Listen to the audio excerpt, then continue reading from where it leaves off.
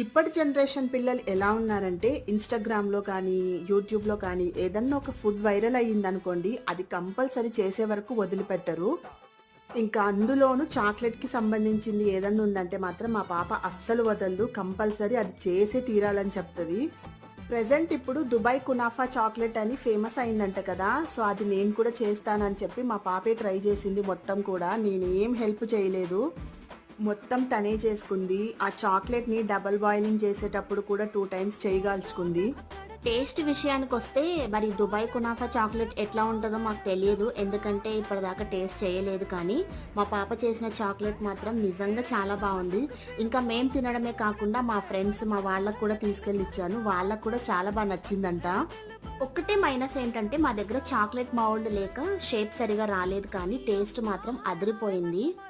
మా పాప ఎఫర్ట్‌కి ఒక లైక్ చేసి సబ్స్క్రైబ్ చేసుకోండి.